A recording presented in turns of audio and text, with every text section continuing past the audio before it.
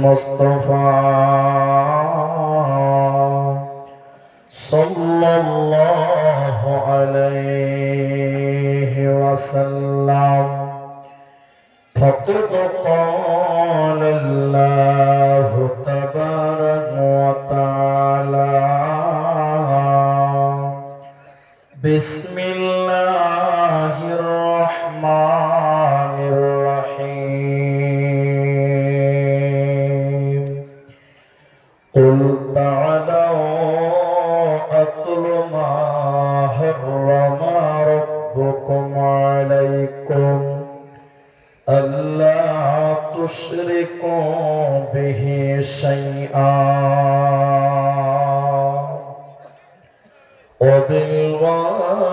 وبالوالدين إحسانا بسم الله الرحمن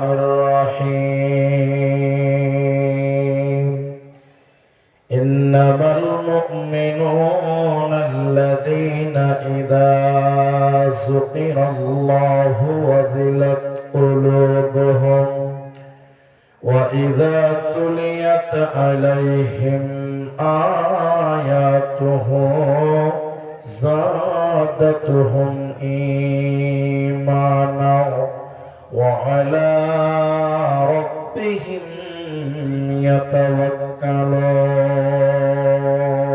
يتوكلون بسم الله الرحمن الرحيم قل هو الله أحد الله الصمد لم يلد ولم يولد ولم يكن له كفوا أحد وقال النبي صلى الله عليه وسلم رجل ذكر الله خاليا ففازته عينه أو كما قال عليه الصلاة والسلام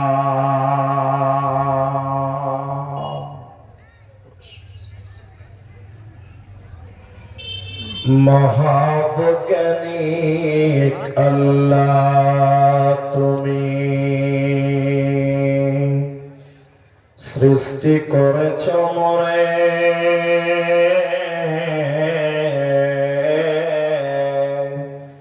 লক্ষ কোটি সাজদা করি তোমার কদম বারে বারে মহাবৈজ্ঞানিক আল্লাহ তুমি সৃষ্টি করেছ মোরে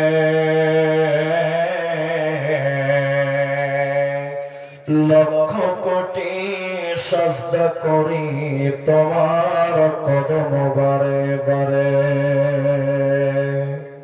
হাত পা চোখ কান সবই তোমার দান অন্তর থেকে উঠে কথা শোনার লাগি কান যে মাটিতে ফসল ফলে অম্ল তিক্ত ঝাল সেই মাটির উপাদান সদা বেগুনি লাল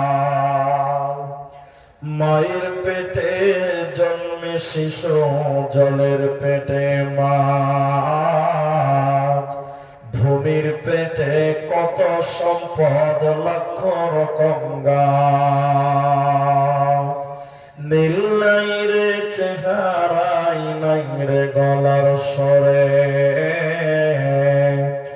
অদ্ভুত তোমার কারিগরি দেখছি জীবন ভরে জোড়া সৃষ্টি করেছ মদের তাই তো সুন্দর ধরা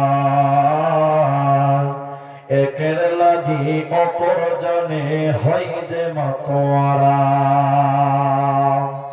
আত্মার মত শান্তি তুমি রেখেছ গোপন করে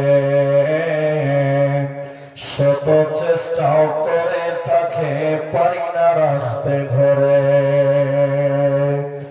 মরা বৈজ্ঞানিক পারে শুধু ভাঙ্গা গড়া কাজ। তোমার সৃষ্টি দেখে মোরা পাই যে বড়ই লাভ। সৃষ্টি লই আবিষ্কার মহান বৈজ্ঞানিক তুমি।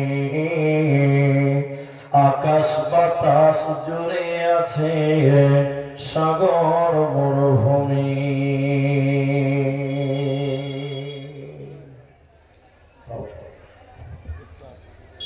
সুবহানাল্লাহি ওয়া বিহামদিহি।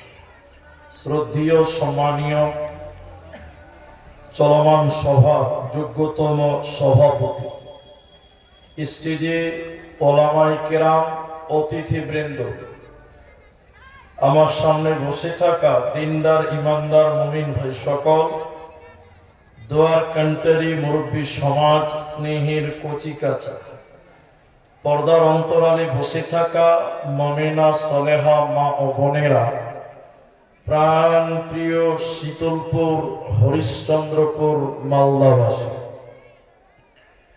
সর্বাগ্রে সে মহান আল্লাহ তাবারাক ওয়া তাআলার প্রশংসা জ্ঞাপন করি যে আল্লাহ তাবারাক ওয়া তাআলা আমাদেরকে এক মসজিদ কেন্দ্রিক আয়োজিত মাহফিলে বসিয়ে কোরআন এবং হাদিসের আলোচনা করা, আপনাদের শ্রবণ করার যিনি তৌফিক ইনায়াত করেছেন, সেই মহান মনিবের দরবারে শুকরিয়া আদায় করি।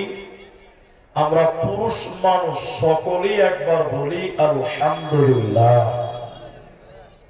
দরুদ ও সালাম বর্ষিত হোক সরকারে কায়নাত তাজদারে মাদানী নবী কুল শিরোমণি ইমামুল আম্বিয়া নবী মক্কি নবী মাদানী নবী আহমদ নবী মুহাম্মদুর রাসূলুল্লাহ, বলুন সাল্লাল্লাহু আলাইহি ওয়াসাল্লাম। মহতারাম ভাইও, বুজুর্গ দোস্ত, আমি কোরআনুল কারীমের 3 জায়গা থেকে কয়েকটি আয়াত এবং হাদিসে নববী থেকে একটি মাত্র হাদিসের টুকরো পাঠ করেছি। উল্লেখিত আয়াত এবং হাদিসকে কেন্দ্রবিন্দুর মধ্যে রেখে সংক্ষিপ্ত বিবরণের চেষ্টা করব। যতক্ষণ আপনারা ধৈর্য ধরবেন ততক্ষণ আলোচনা করব ইনশাআল্লাহ। মহতারাম ভাইও, বুজুর্গ দোস্ত, আমি আলোচনা করার পূর্বে দুটি অনুরোধ করব আপনাদেরকে, এবং এই দুটি অনুরোধ আপনারা মেনে নেওয়ার চেষ্টা করবেন। প্রথম অনুরোধ, আমি আপনাদের টোটাল বক্তব্য যতক্ষণ রাখবো ততক্ষণই আপনাদের মাঝে মধ্যেই কিছু জিজ্ঞাসা করব, আপনারা মুখ খুলে উত্তর দেবেন। একবার সবাই বলেন ইনশাআল্লাহ। সবাই একবার বলুন ইনশাআল্লাহ। দ্বিতীয় দাবি হলো 10 মিনিট টাইম কেউ উঠবেন না, যত ব্যস্তই হন। পেশাব লাগলে উঠবেন না, 10 মিনিট পরে যে পেশাব করবেন। জি ভাই, 10 মিনিট থামা যাবে কি যাবে না? যাবে। 10 মিনিট টাইম বসবেন, কেউ উঠবেন না। কারণ আমি যে বক্তব্যের বিষয়টি আপনাকে বলবো, ওই জায়গায় পৌঁছাতে 7-8 মিনিট টাইম লাগবে। ধৈর্য ধরে বসতে হবে। এরপর বিরক্ত লাগলে চলে যাবেন, পেশাব পায়খানা যার যা প্রয়োজন সেদিকে যাবেন। 10 মিনিট টাইম কেউই উঠবেন না। এখানে যতগুলি মানুষ আপনারা এসেছেন, পুরুষ মানুষদেরকে বলি, এখন একজন একজন করে জিজ্ঞাসা করা সম্ভব নয়, তা আমি সবাইকে বলছি। এখন আপনাদেরকে যদি বলা হয় দুনিয়াতে মসজিদ বানাবেন কেন, নামাজ পড়েন কেন, জালসা শুনেন কেন, এই যে আমলগুলো করেন, এই আমলগুলোর পেছনে একটা উদ্দেশ্য আছে, একটা টার্গেট আছে, আছে না? না, হ্যাঁ না বলেন? আচ্ছা, সেটা কি?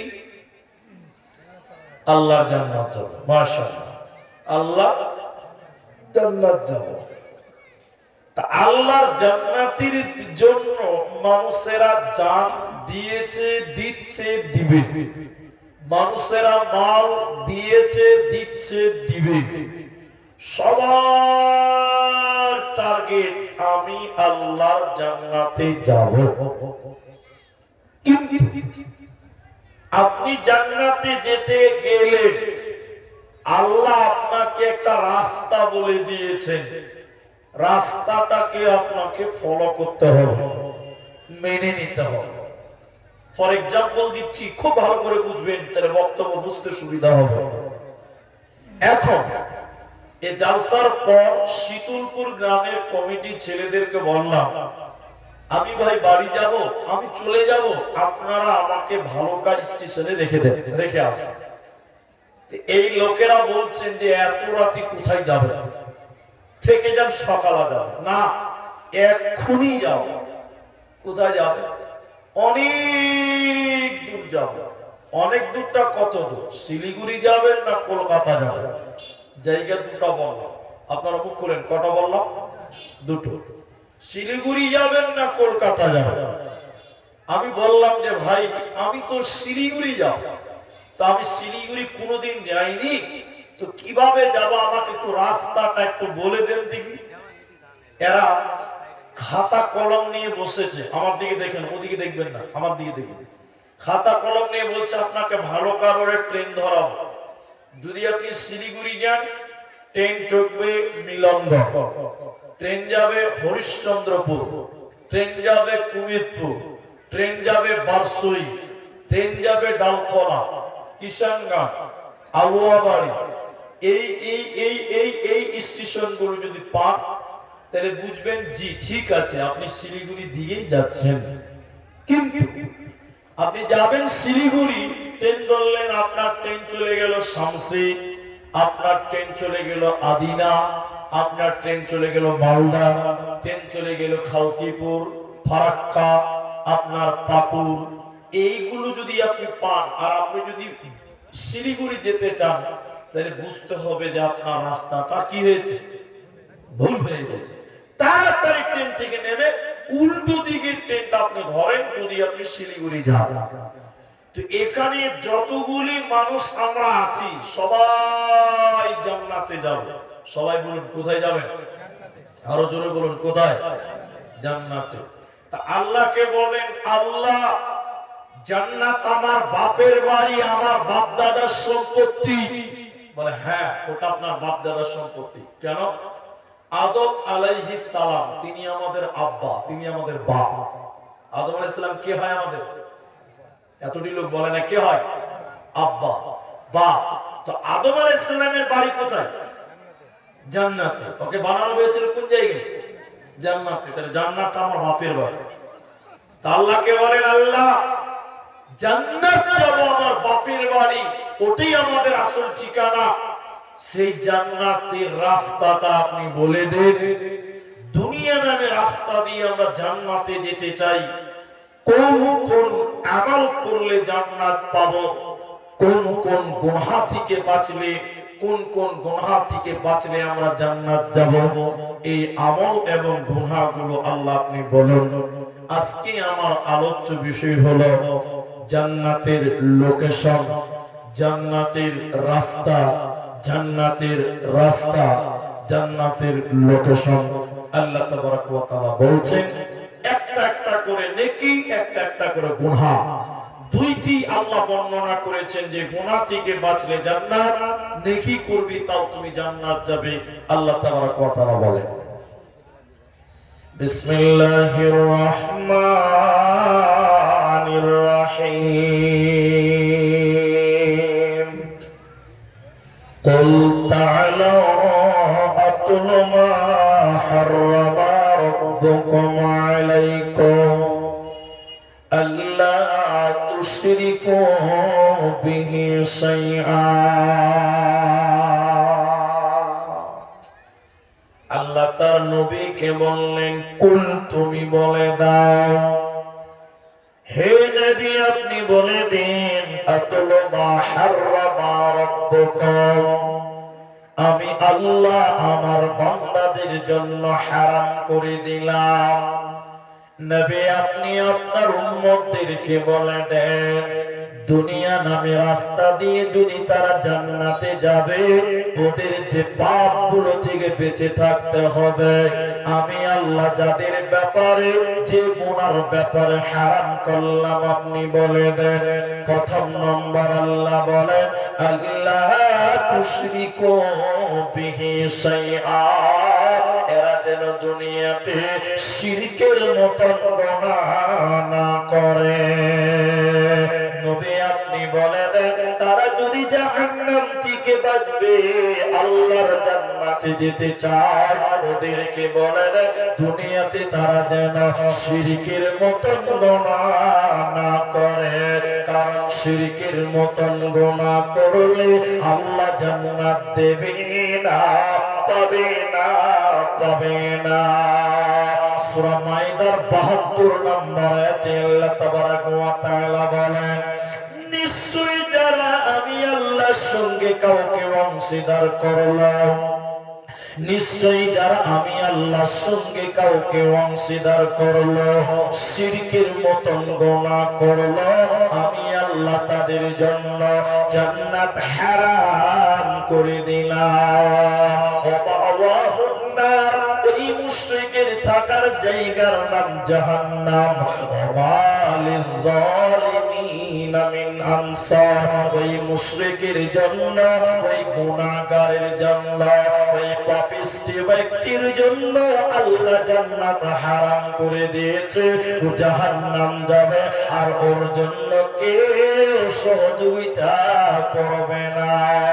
এজন্য আল্লাহ বলে, যদি তোমরা জান্নাতে যেতে চাও, প্রথম নাম্বার শিরকের মতো গুনাহ করবে না, নচেত জান্নাতে পাবে না, দেব না, মিলবে না।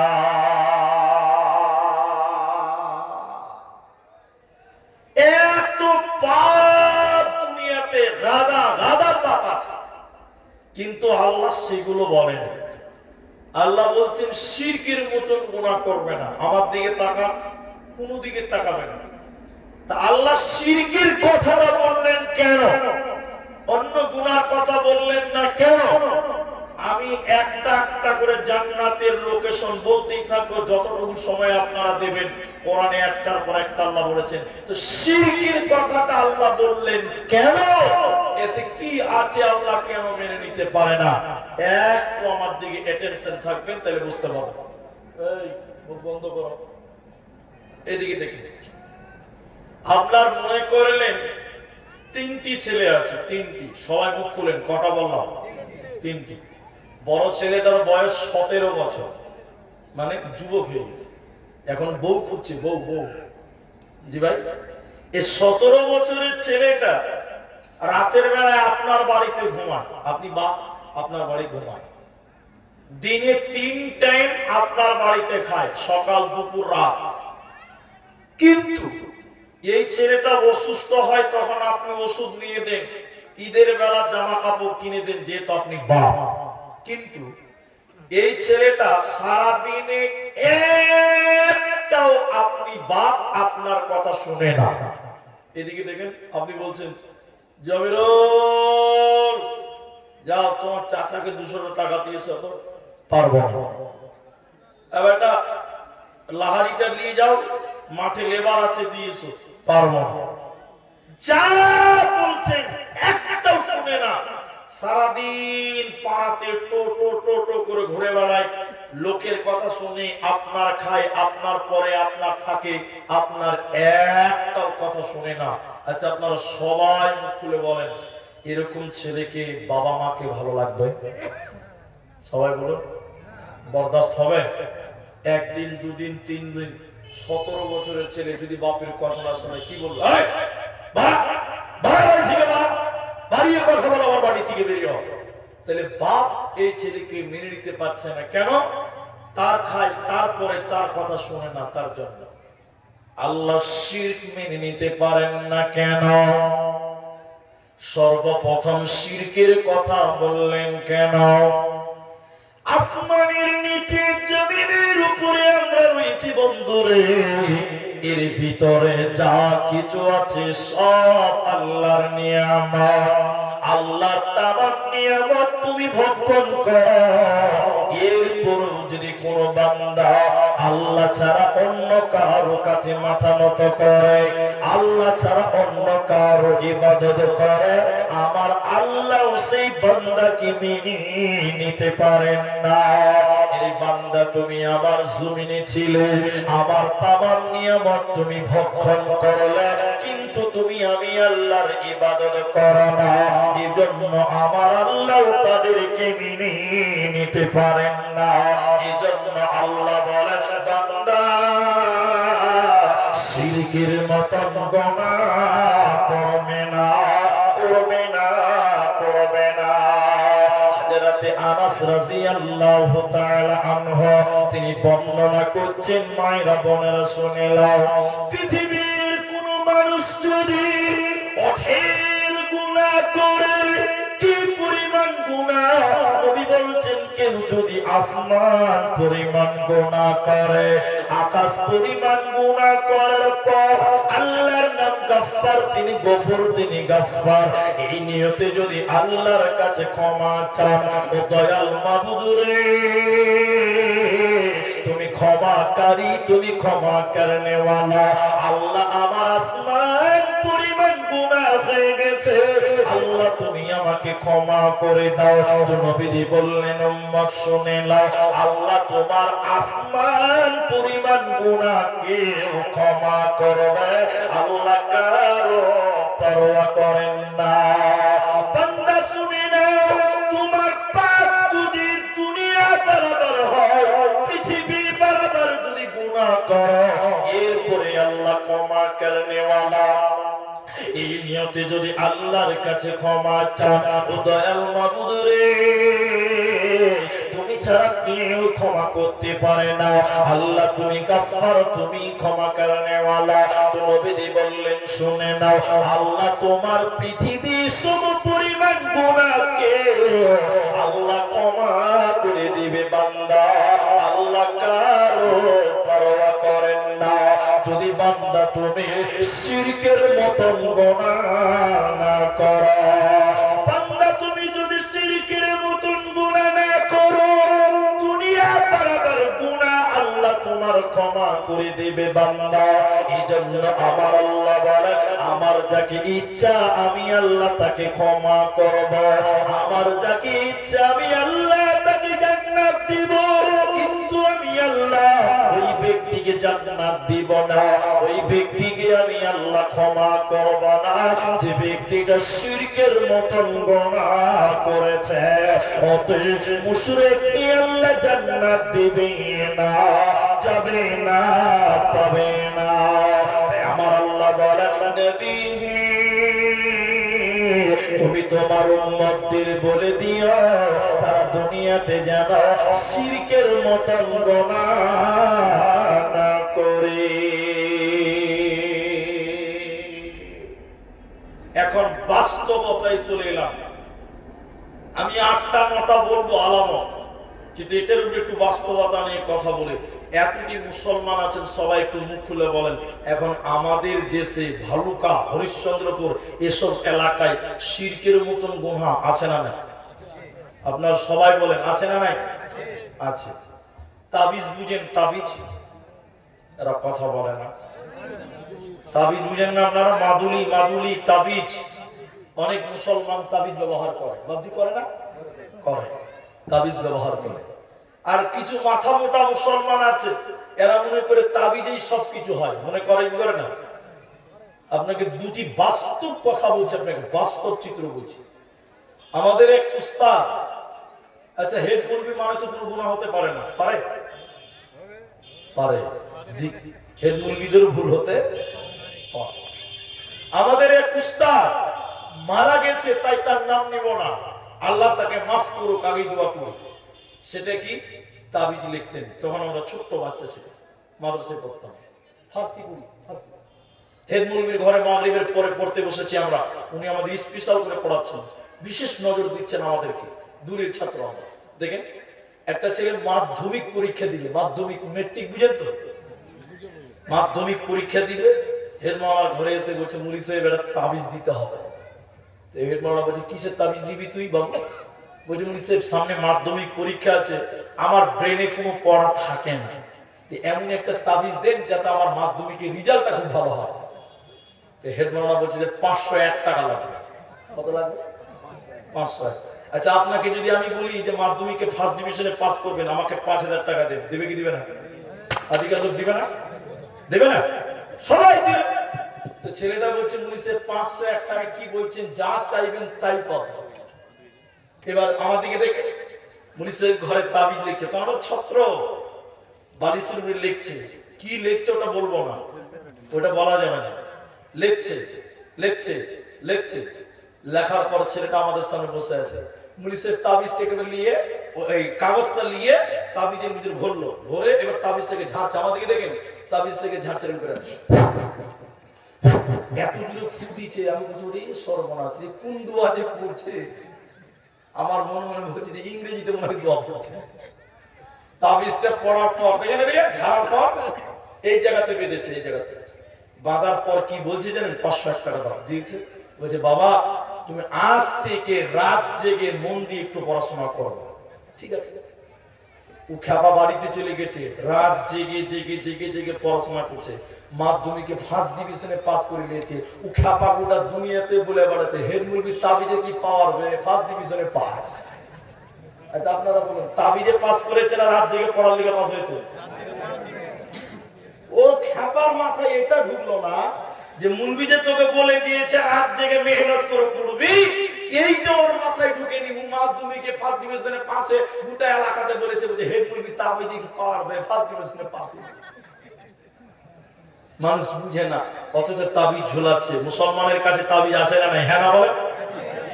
এগুলো কিছু মাথা মোতাবেক বুঝে না। আপনাদের মালদা জেলার আরেকটা জায়গার নাম বলি, তার নাম গোলাপগঞ্জ, কালিয়াচকের ভিতরে পড়ে ওঠা। জি তাবিজের দেখেন কি ব্যাপার আছে। দেখেন একটা ছেলে এসে বলছে মুলি সাহেব, যুবক ছিল, আমাকে ফলো করে ফেসবুক ইউটিউবে দেখে, বলছে মুলি সাহেব অনেকদিনকার কথা বলছে, এটা তাবিজ দিতে হবে। কিসের তাবিজ দিবে?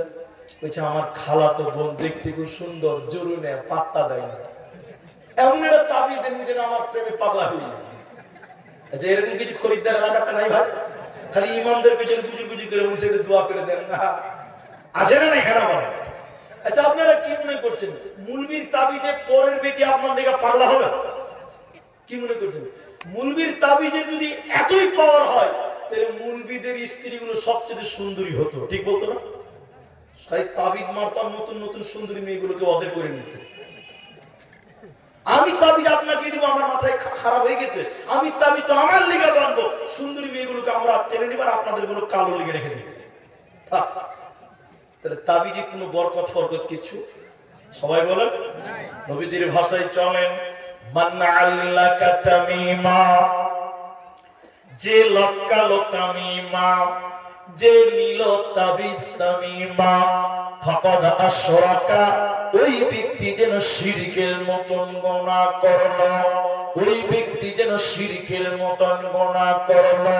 আর আমার আল্লাহ বলে শিরকের মতন গুনাহ যে করবে আমি আল্লাহ তার জন্য জান্নাত হারাম করে দিলাম। ও মাথা ঠুকে মরে গেলে জান্নাতে যাবে না, পাবে না, পাবে না।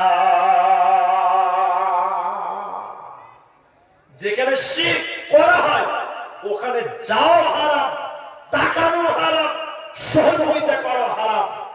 এখন অনেক রাস্তাতে দেখবেন গাড়ি দাঁড় করে করে চাঁদা লাই পূজার জন্য, তাই না ভাই? দেবেন না, দেবেন না, মোটেও দেবেন না। পূজার জন্য চাঁদা 1 টাকাও দিবেন না। বড় দুঃখ লাগে, আফসোস লাগে, কষ্ট হয়। অনেক জায়গায় দুর্গা পূজার কমিটিতে আবার মুসলমানদের নামও দেখতে পাওয়া যায়, যায় কি যায় না বলে? কি অবস্থা বলে? দুর্গা পূজাতে মুসলিম ছেলেদের নাম পাওয়া যাচ্ছে। আমি তাদের পূজাকে অসম্মান তারা যারা করছে তাদের যা করে তাই করুগা, ওটা নিয়ে আমার মাথা ব্যথা নাই। তুমি মুসলমান, তুমি কেন পূজা কমিটিতে সহযোগিতা করতে গেলে? হারাম। বলবেন হারামের দলিল, দলিল শুনুন। তারিক বিন শিহাব রাদিয়াল্লাহু তাআলা আনহু মুসনাদ আহমদের হাদিস শুনলেন। এক দুইজন ব্যক্তি একটা রাস্তা দিয়ে প্রতিদিন যাতায়াত করে। হঠাৎ করে ওই রাস্তাতে একদিন চাঁদা তুলছে, দান তুলছে, মানত তুলছে।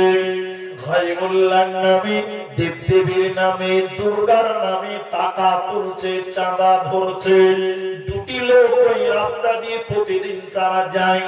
প্রথম লোক যখন ওই জায়গাতে গেল, ওই লোকেরা তাকে ঘিরে নিয়ে বলল, বলো আমাদের দেবতার নামে, আমাদের দুর্গাতে, আমাদের দেবদেবীর নামে তুমি কিছু দান করে দাও, তুমি কিছু মানত করে দাও, দান করে দাও। লোকটা বলল, আমার কাছে কিচ্ছু নেই, আমার কাছে কোনো টাকা নেই, আমার কাছে কোনো পয়সা নাই। ওখানকার মুশরিকেরা বলেছিল, না না বললে চলবে না, তোমাকে আমাদের দুর্গার নামে, আমাদের দেবদেবীর নামে তোমাকে কিছু দিতে হবে, আমাদের প্রভুর নামে তোমাকে কিছু দিতে হবে। লোকটার কিছুই ছিল না, কোনো টাকা নাই, কোনো পয়সা নাই। নিরুপায় হয়ে লোকটা, নিরুপায় হয়ে লোকটা একটা মাছিকে ধরে নিল। একটা মাছি ধরে নিয়ে ওর দেবতার নামে ছেড়ে দিল, মানত করে দিল, দান করে দিল। বিশ্ব নবী বলেন, তারা তার রাস্তাকে ছেড়ে দিল। ফাদাখালান নার, এই লোকটা যেন জাহান্নাম চলে গেল।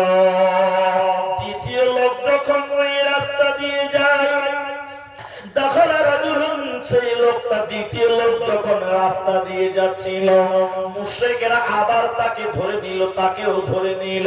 নেওয়ার পর বলছেন, আমাদের প্রভুর নামে, আমাদের দেবদেবীর নামে, আমাদের ইবাদত গাই, তুমি কিছু মানত করো, দান করো, কিছু আমাদের প্রভুর নামে উৎসর্গ করো।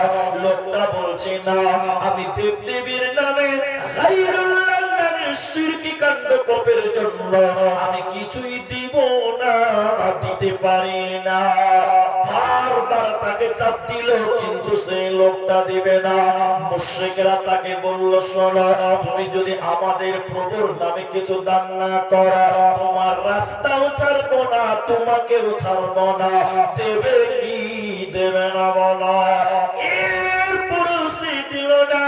কাফের মুশরিকরা তাকে ধরে নিল, এক কূপে তার গলাকে আলাদা করে দিল, এক কূপে তাকে জবাই করে দিল, হত্যা করে দিল। নবীজি বলছেন, উম্মত রে, ফাদাখালাল জান্নাহ, এই লোকটা যেন জান্নাতে চলে গেল। সঙ্গে সঙ্গে নবী তাকে জান্নাতে বলে দিল। অতএব দেবদেবীর নামে, গায়রুল্লাহর নামে শিরকি কাণ্ড গ্রহের জন্য একটা মাছিও দেওয়া চলবে না। কিচ্ছু দিতে পারো না, তুমি মুসলিম, তুমি শিরকি কাজে সহযোগিতা করতে পারো না। কিন্তু বড় দুঃখ লাগে, এই ভালুকা, হরিশ্চন্দ্রপুর, আপনাদের দিকে কতটুকু সত্য আছে জানি না, তবে আমি বিভিন্ন জায়গা থেকে যেটা পাই, দেখতে পাই, শুনতে পাই ফেসবুক, ইউটিউবে, দুর্গা পূজার মেলা যদি মুসলমান ছেলেরা না যায়, অনেক মেলাই নাকি জমে না। আপনাদের দিকে ছেলেরা দুর্গা পূজার মেলা দেখতে যায়? এখন কমেছে।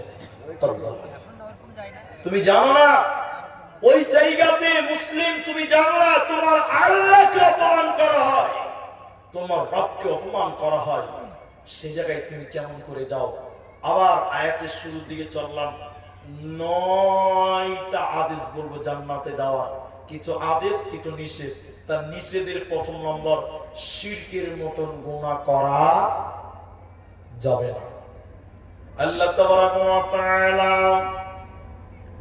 বললেন, নবী, কুল তাআলাউ আতলু মা হাররামা রাব্বুকুম আলাইকুম আল্লা তুশরিকু বিহি শাইআ ওয়া বিল ওয়ালিদাইনি ইহসানা।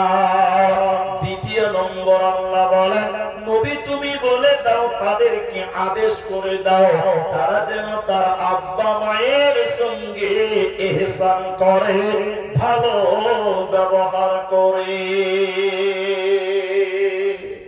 মা বাপের সঙ্গে ইহসান করো, ভালো ব্যবহার করো। আমার দিকে তাকান, দুটি জিনিস আপনাকে বুঝতে হবে, দুটি জিনিস বুঝতে হবে। অনেক জালসাতে যাই, যাওয়ার পরে যারা মুরব্বী বয়স হয়ে গেছে এসে আমাদের কাছে এসে বসে কাঁদতে কাঁদতে বলে, মুরব্বি সাহেব বৌমা খেতে দেয় না, মুরব্বি সাহেব ছেলেটা কথা বলে না। অনেক মানুষ এই রকম অভিযোগ আমাদেরকে করে। আল্লাহ কোরআন বলছে, যদি তুমি জান্নাতে যেতে চাও তোমাকে 9টা থেকে 10টা আমল করতে হবে। প্রথম নিষেধ বলেছি শিরক করবে না, প্রথম আদেশ বলছি মা বাপের সঙ্গে ভালো ব্যবহার করো, ইহসান করো, ভালো ব্যবহার করো, নরম হয়ে কথা বলিও। লম্বা ইতিহাসের এক টুকরা আপনাকে তুলে দিই, আল্লাহর কসম আপনার ঈমান কিছুটা হলেও বাড়বে। ওমর রাদিয়াল্লাহু তাআলা আনহু যখন গভর্নর আমিরুল মুমিনিন হলেন, খলিফা নিয়োজিত হলেন, এমান প্রদেশের একটা ছেলে, ওই ছেলেটার বাবা বেঁচে ছিল না, মা ছিল অন্ধা, চোখে দেখতে পেত না। এই ছেলেটা মনে মনে নিয়ত করলো যে আমি হজ করব, আল্লাহর ঘর জিয়ারত করব, মক্কা যাব। হজের জন্য যাবতীয় প্রিপারেশন নিল, কিন্তু অন্ধ মা বাড়িতে আছে, মায়ের কাছে দেখা করতে গেছে শেষবারের মতন, আমি হজ করতে যাব মা, তুমি আমার জন্য দোয়া করো। দেখেন দেখেন, ছেলে যে বলল, মা আপনি দোয়া করেন। আমি চললাম নবীজির মসজিদে, চললাম আমি বাইতুল্লাহ জিয়ারতে, চললাম হজ করতে, চললাম মা আপনি আমার জন্য দোয়া করে দেন। হাজরাতে এই উমারের জামানার এই ঘটনা শুনে মা তখন অন্ধা, চোখে দেখতে পাই না, বুড়ি মানুষ। মা তখন বলল, বেটা আমার জীবনে বড় আশা ছিল, আমার জীবনে বড় আশা ছিল রে বেটা, আমিও আল্লাহর ঘর জিয়ারত করব বেটা, আমিও হজ করব বেটা, আমাকেও সঙ্গে করে তুমি নিয়ে চলো। বুড়ি মা, অন্ধা মা, চোখে দেখতে পাই না, বুড়ি মানুষ, সে জামানায় প্লেন ছিল না, গাড়ি ছিল না, ছেলেটা কি করবে? মায়ের আদেশ অমান্য করতে পারে না, নিরুপায় হয়ে ছেলেটা বুড়ি অন্ধা মাকে পিঠে কাপড়ে করে বেঁধে নিল। বাচ্চা ছেলে যেমন পিঠে করে আমরা গামছাতে বেঁধে কাজ করি, এই মাটাকে ছেলে পিঠে বুড়ি মাকে বেঁধে নিল। হাঁটতে হাঁটতে কখনো সমুদ্রে, কখনো নদীতে, কখনো এইভাবে নৌকাতে, কখনো হাঁটতে হাঁটতে চলে এলো কোথা? আল্লাহর নবীর দেশ মক্কাতে চলে এলো। আসার পর মাকে পিঠে করে নিয়ে হজ কমপ্লিট করলো। সাফা, মারওয়া, মুজদালিফা, আরাফা, মিনা, হজের যাবতীয় কাজ সমাপনী দিল। তার বুড়ি অন্ধা মাকে পিঠে করে নিয়ে শেষের বেলায় আমিরুল মুমিনিন উমর, খলিফাতুল মুসলিমিন উমরের কাছে এলো। তার মাকে পিঠে বাঁধা আছে। মা আমার, বোন আমার, কান করে শোনেন। লোকটা আমিরুল মুমিনিন উমরের কাছে এসে বললেন, আমিরুল মুমিনিন, আমি আমার বুড়ি মাকে, আমি আমার অন্ধা মাকে এইভাবে পিঠে করে এমন থেকে মক্কা নিয়ে এলাম, হজের যাবতীয় কাজ সমাপনী দিলাম। হযরত উমর, আপনি বলুন দেখি, আমি আপনার আমার মায়ের দুধের ঋণ শোধ করতে পেরেছি কিনা? উমর, আপনি বলুন, আমি কি আমার মায়ের দুধের ঋণ শোধ করতে পারলাম? হযরত উমর রেগে গুস্সাতে একাকার হয়ে বললেন, কখনো নয়। কি দাবি করলে তুমি বলো? তুমি মায়ের দুধের ঋণ শোধ করবে? শোনো, পিঠের চামড়া কেটে যদি মায়ের জুতা বানিয়ে দাও, তবু তুমি মায়ের দুধের ঋণ শোধ করতে পারবে না।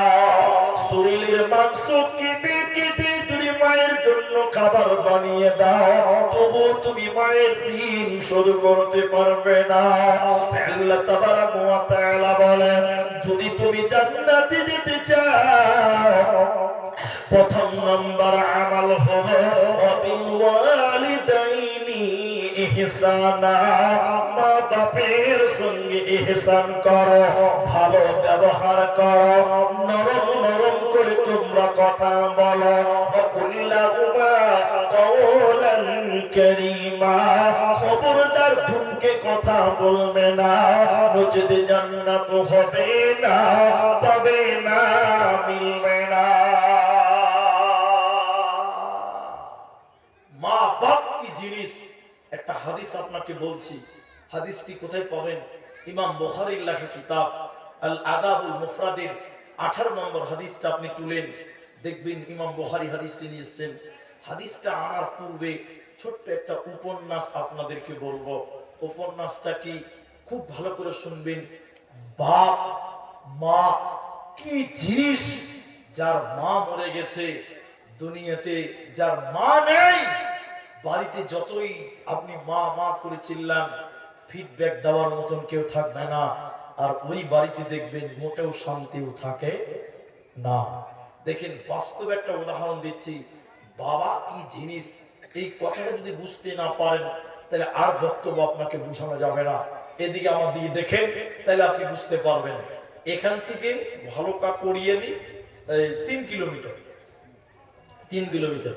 তো এই শীতলপুর গ্রামের একটা 5 বছর 4 বছরের একটা বাচ্চা, ঠান্ডা লেগেছে, খুবছে, জ্বর, জন্ডিস, বিভিন্ন রকম রোগ হয়েছে, মাত্র 4 বছর বয়স।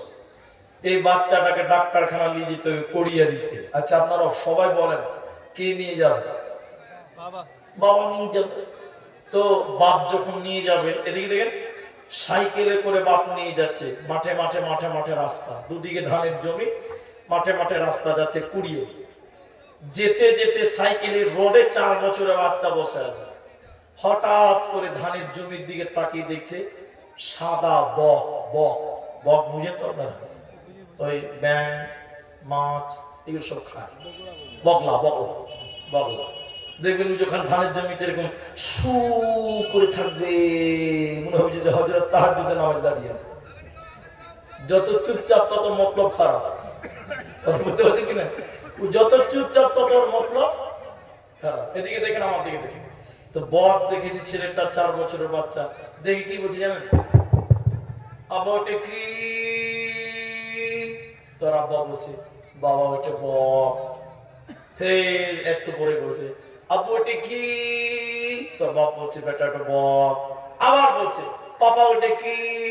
তোর বাপ বলছে বক। এটা বাচ্চা ছেলে একটা কথা বার বার বার বার বলে, কি বলে না? বল। কবার জিজ্ঞাসা করেছে জানেন? 65 বার জিজ্ঞাসা করেছে। সবাই বলুন কবার?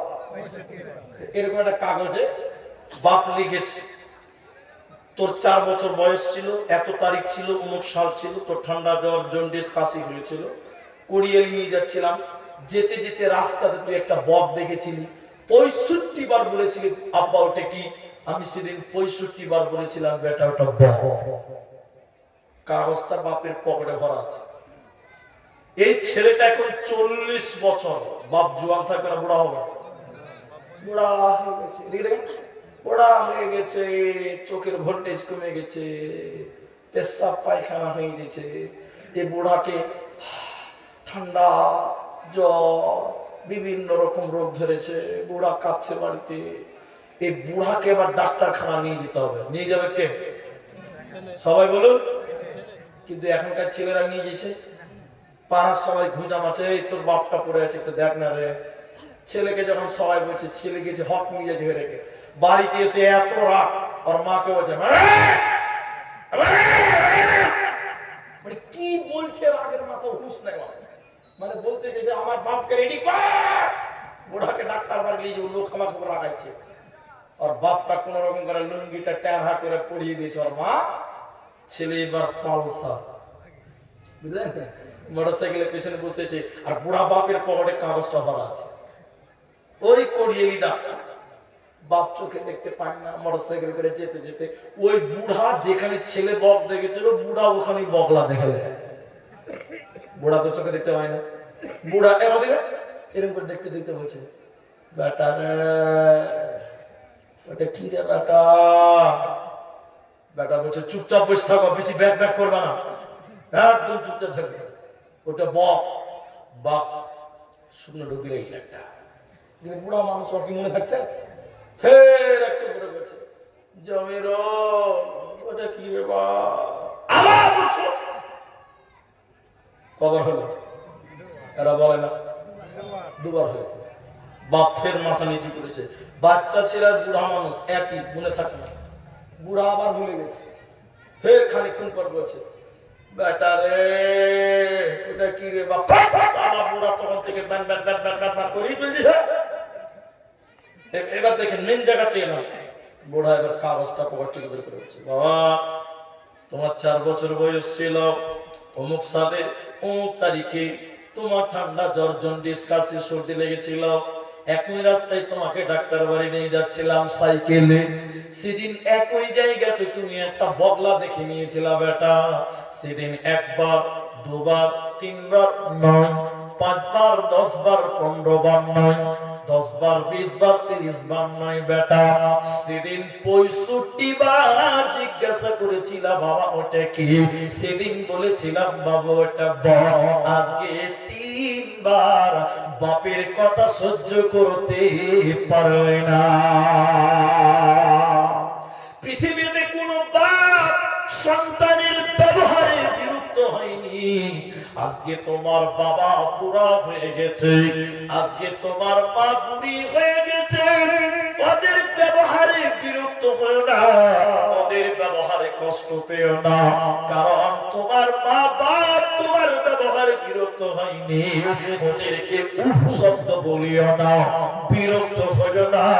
আল্লাহর নবী বললেন শোনো, হুমা জান্নাতুকা হুমা নারুকা, মা বাপ তোমার জান্নাত, মা বাপ তোমার জাহান্নাম।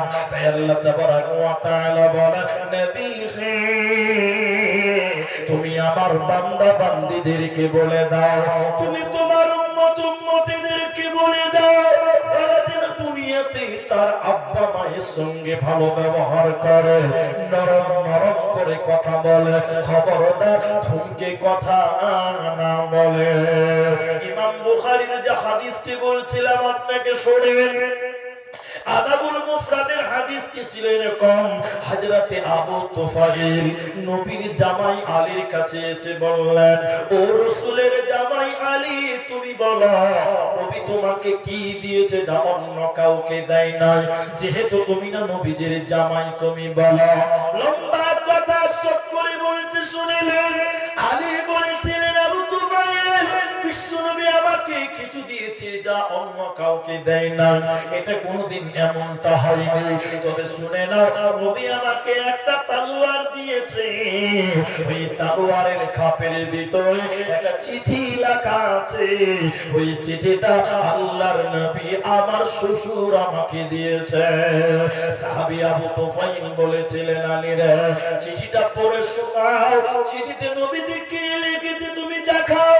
এবার আলী চিঠিটা বের করলেন, আল্লাহর নবী 3 থেকে 4টা কথা লিখেছিলেন, ওর ভিতরে একটা ছিল এমন কথা, আলী রে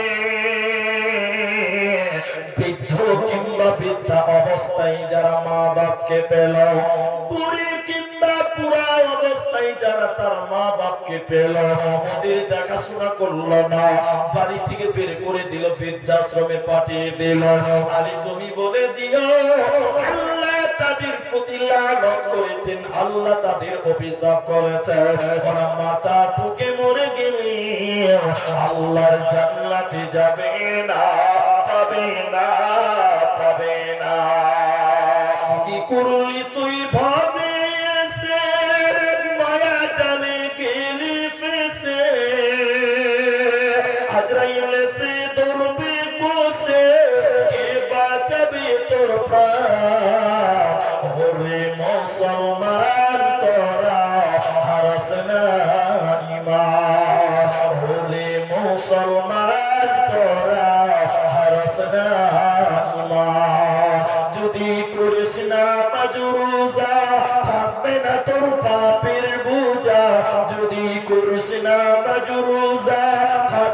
তোর পাপের বোঝা মরণ কালে পাবি রে তুই জান্নাতি আদার।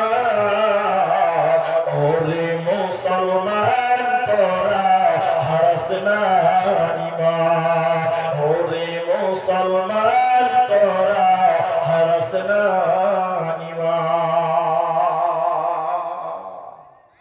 এখন 60টা বলবো এইটার ব্যাপারে, আরেকটা কথা বলবো মা বাপের ব্যাপারে, 3 নাম্বারটা বলবো। ভাই আপনাদের কি খুব বিরক্ত লাগছে? তাহলে শুনুন। একটা বাড়িতে, এটাও পৃথিবীতে ঘটেনি, হাদিসের কথা নয়, এটা একটা উপন্যাস। কি আছে? একটা বাড়িতে ওরা 7 ভাই। বলুন কয় ভাই? সবচেয়ে বড় যেটা হলো হেড মাওলানা, মাদ্রাসার হেড মাওলানা, বড় আলেম। তো হঠাৎ করে ওর মা মরে গেছে, বাপটা বেঁচে আছে। বাপটার বয়স বর্তমান 79 বছর, পুরা হয়ে গেছে।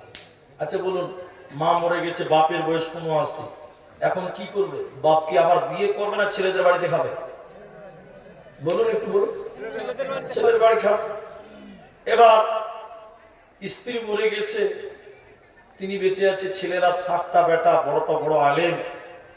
এবার পাড়ার চাচা যারা আছে, মোড়ল চাচা, এরা সব নিয়ে বসেছে ছেলেদেরকে নিয়ে। এই ছেলেদেরকে নিয়ে বসে 7 ভাইকে নিয়ে, তোমার মা মরে গেছে, তোমার আব্বা বেঁচে আছে, তো কি করবে এখন বলো? তোমার আব্বার ব্যবস্থা কি করবে? বিয়ে করাবে বুড়া মানুষকে, না কি করবে বলো? খাবে কোথা? তখন ছেলেরা বলছে, চাচা আপনারা যা সিদ্ধান্ত বলে দিবেন ওটাই আমরা মেনে নেব। ঠিক আছে। ছোট বেটাকে জিজ্ঞাসা করেছে, এই দেখ তোরা 7 ভাই, ক ভাই? 7টায় কদিন? 7 দিন।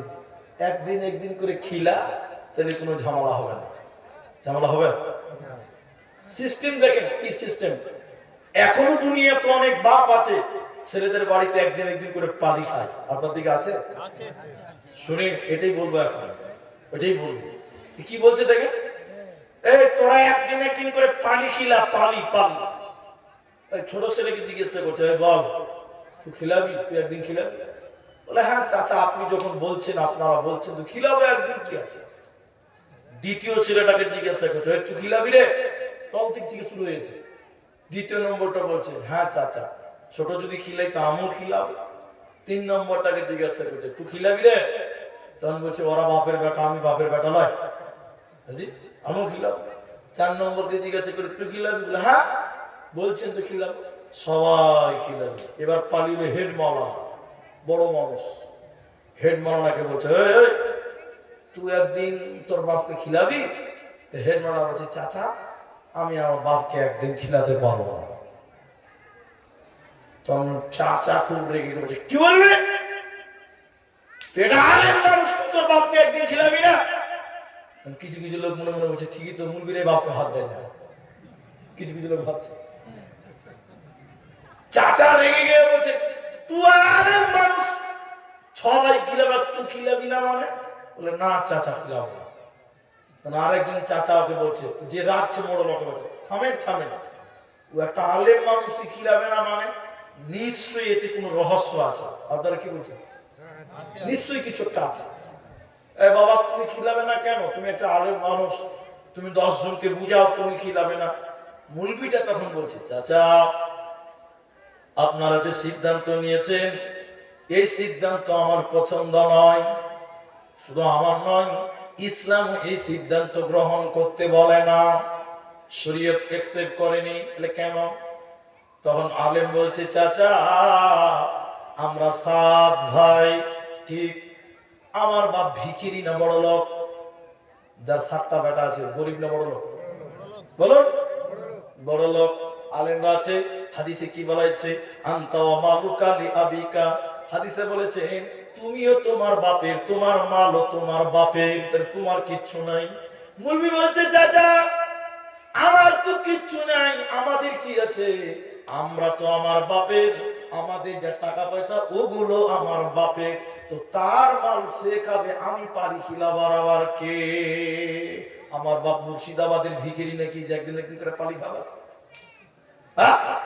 আমার বাপ মুর্শিদাবাদের ভিখিরি নয়, পালি কেন খাবে? যার বাড়ি যখন যে বলবে ভাত খোল দিতে হবে, কোথা থেকে দিবে সেটা তার ব্যক্তিগত ব্যাপার। আমার বাপ ফকির নয়, পালি কেন খাবে? যদি আমার বাড়িতে 10 দিন একটানা খেতে চাই, আমাকে খিলাতে হবে। কথা বুঝতে পারলেন কিনা? কেন পালি খেলানো যাবে না? তার বাস্তব এইটুকু শুধু আমি বলছি। একদিন ছোট, একদিন মেজো, একদিন সেজো, এরকম করে খিলাচ্ছে। ঈদের দিন চলে এসেছে, কার বাড়ি পালি আছে সে কিন্তু ভুলে গেছে। ছেলেরা বিয়ে করেছে, সালা সম্বন্ধে শালীদেরকে নিতে দিন। আপনার সবাই তৈরি করলো, বিভিন্ন আদাস তৈরি করলো, নাচছে কুদছে খাইছে খেলছে। বুড়া মানুষ মনে করছে যে আমার বাড়িতে খাবার আসবে, আমার ঘরে খাবার আসবে। যার বাড়ি পালি সেও ভুলে গেছে। বুড়া বাপের বাড়িতে ঘরে কোনো খাবার পৌঁছালো না। এই বুড়া আশা করে বসে আছে ছেলেরা দিবে। আমি ভেবেছি বড় ভাই পালিয়েছে, বড় ভাই ভেবেছে ছোট ভাই পালিয়েছে। এই পালি পালি চিন্তা ভাবনা করে সবাই বসে আছে। একবার দেখতে পাওয়া গেল বুড়া বাপ ঈদের দিন কোন খাবার খেল না। আল্লাহর নবী বলছে এই ছেলেরা যদি তাহাজ্জুদ পড়ে মারা যায়, আল্লাহ এদেরকে জান্নাত দিবে না, পাবে না, মিলবে না। আল্লাহ তাই কোরআনে বললেন, শোনো, বাপ মায়ের সঙ্গে কিচ্ছু যদি করতে না পারো, ভালো করে কথা তুমি বলিও, ওদের সঙ্গে ভদ্রভাবে কথা বলিও। 3 নাম্বার আল্লাহ বলেন। 2 নম্বর হারামটা শুনেলেন। আল্লাহ কোরআনে বলছেন, ওয়াবিল ওয়ালিদাইনি ইহসানা লা তাকতুলু আওলাদাকুম মিন ইমলাক নাহনু নারযুকুকুম ওয়া ইয়াহু। আল্লাহ হারাম করলেন 2 নম্বর, শোনো, রুজির ভয়ে, খাবারের ভয়ে তোমরা সন্তান কতল করবে না। রুজির মালিক আমি আল্লাহ, আমার নাম রাজ্জাক। সবাই বলুন, রুজির মালিক কে? আল্লাহ। এবার দেখেন, এটা এত গুরুত্বপূর্ণ। যারা বিয়ে করেছেন, এদিকে দেখেন, এদিকে দেখেন, যার বাচ্চা কাচ্চা হয়নি, যার বাচ্চা কাচ্চা হয়েছে তারাও দেখেন। যে মেয়েদের বিয়ে হয় নাই সে মেয়েরা শোনেন, আল্লাহ কোরআনে বলছেন সন্তান কতল করিও না। কেন করবে না? রুজির ভয়ে। রুজির মালিক আমি আল্লাহ। সবাই মুখ খুলে বলেন, এখন সন্তান কতল করে কি করে না? করে না?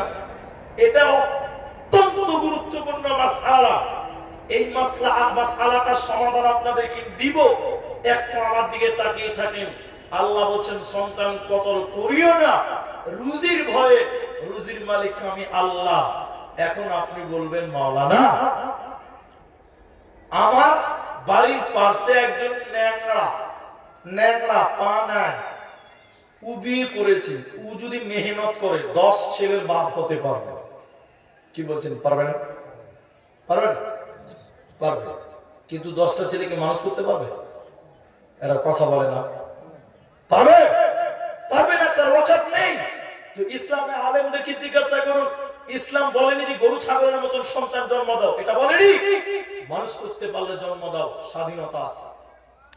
হত্যা করা আর ব্যক্তি স্বাধীনতার মধ্যে পার্থক্য অনেক। পার্থক্য কি? এদিকে দেখে, হত্যা করা কাকে বলা হয়? হত্যা করা কাকে বলা হয়? পেটে বাচ্চা চলে এসেছে, 3 মাস, 5 মাস, 4 মাস, রাত্রিবেলায় স্বামী স্ত্রী যুক্তি করছে, 2টি মেয়ে আছে, ফের পেটে বাচ্চা। এটাও যদি মেয়ে হয়, জামাইকে পালসার দিতে পারবো না, জি ভাই, বেটিকে বিয়ে দিতে পারবো না। 3 নম্বর, পেটের বাচ্চা যদি মেয়ে হয়, স্বামী স্ত্রীতে রাত 1টার সময় আলোচনা করছে, কি করবে? জমেলার বাপ কি করবে জি? জমিলার বাপ এবার বলছে, চলো শামসি, চলো চলো মালদা, চলো। কালকে দিনের বেলায় কোন নার্সিং হোমে যে পেটের বাচ্চাকে ওয়াশ করে বের করে দিব। অনেক নার্সিং হোমে বর্তমান পেটের বাচ্চাকে ক্লিন করছে, ওয়াশ করছে, খবর আছে না? হ্যাঁ বলেন। আল্লাহর নবী বলেন, শোনো, মুহাদ্দিসিনগণ বলেন, 4 মাস 5 মাসের বাচ্চা যারা পেট থেকে ওয়াশ করে মেয়ের ভয় বের করে দিল, এই মা বাপ তাহাজ্জুদ পড়ে মরে গেলে আল্লাহ জান্নাত দিবে না, পাবে না। চারখানা বড় বড় পাপ করেছে, চারটা বলি না, একটা দুটা বলি। এক, মানুষ হত্যা করা কবিরা গুনাহ, ওই পাপে মা বাপ করেছে, এর জন্য তাদের জাহান্নাম যেতে হবে। আল্লাহর কুদরতকে জবাই করে দিল, বন্ধ করে দিল, এর কারণে মা বাপকে জাহান্নাম যেতে হবে। অতএব এইভাবে যারা সন্তান কতল করে আল্লাহ তাদের জান্নাত দেবে না, পাবে না, পাবে না। তাহলে কি করতে হবে? এদিকে ছেলে 3টা হয়ে গেছে, মেয়ে 2টা 5টা তো হয়ে গেছে, এখনো পেটে বাচ্চা আসেনি। স্ত্রীর কাছে যেতে হবে, বিয়ে যখন করেছেন খুশি করতে হবে, স্ত্রীর কাছে যাবেন। যেটা করলে, যে পথ অবলম্বন করলে পেটে বাচ্চা আসবে না, ওই পথ অবলম্বন করতে হবে। বড়ি বলেন, বিভিন্ন কিছু ট্যাবলেট বলেন বের হয়েছে, আমি আর নিচে নামলাম না। বাচ্চা ছেলে, ছোট ছেলে আছে, মা বাবার কাছে বুঝে নিতে পারবেন। চেষ্টা করেন যে পাপ, যে জিনিস খেলে, যেটা ব্যবহার করলে পেটে বাচ্চা আসবে না, ওইটা ব্যবহার করে স্ত্রীকে খুশি করতে হবে, মিলন করতে হবে। কিন্তু পেটের বাচ্চাকে হত্যা করা যাবে না। আমার আল্লাহ 3 নম্বর, 2 নম্বর হারাম করলেন কি? ওয়ালা তাকতুলু আওলাদাকুম মিন ইমলাক নাহনু নারযুকুকুম ওয়া ইয়াহুম। রুজির ভূমি সন্তান হত্যা করবে না, রুজির মালিক আমি আল্লাহ। আপনারা বুঝতে পেরেছেন? হ্যাঁ না বলেন? বাস, এবার একটা কথা বলবো। অনেক মানুষ মনে করে মেয়ে মানুষ বোধহয় বাড়ির জন্য সমস্যা। আপনার এলাকায় আছে কিনা আমি জানি না, আমার দিকে দেখে তাহলে বুঝতে পারবেন। কারো যদি 3টা মেয়ে হয়, পাড়ার কিছু কিছু বিয়াদব লোক আছে দেখবেন, মেয়ের বাপকে টিটকারি মেরে বলে ব্যাংকে টাকা রাখ, মেয়েকে বিয়ে দিতে হবে। আছে না নাই? আছে না? এরা মনে করছে মেয়ে মানুষ বুঝা না, মেয়ে বুঝা নয়, মেয়ে হলো বাড়ির বরকত। সবাই বলুন, মেয়ে কি বললাম? বরকত। বিশ্বাস হয়েছে না তো? দেখেন এবার বিশ্বাস হবে। তাহলে ইতিহাসটা শুনেন। আল্লাহর নবীর কাছে অনেক মানুষ অনেক সমস্যা নিয়ে আসতো না?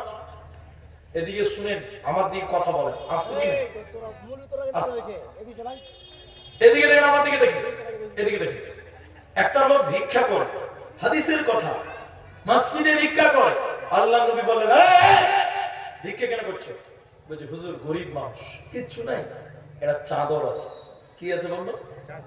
চাদরটা নবীজি নিলেন, মসজিদে দাঁড়িয়ে বললেন, এই চাদরটা বিক্রি হবে, কে ক টাকা দিবে বলো? ডাক। ও বলছে 2 টাকা, ও বলছে 5 টাকাই, বলছে 8 টাকা। কথা মনে বলো, এই 8 টাকা বলা লাও। 8 টাকা নিয়ে নবী একটা কুড়োল কিনে দিলেন। কুড়োল বুঝেন তো?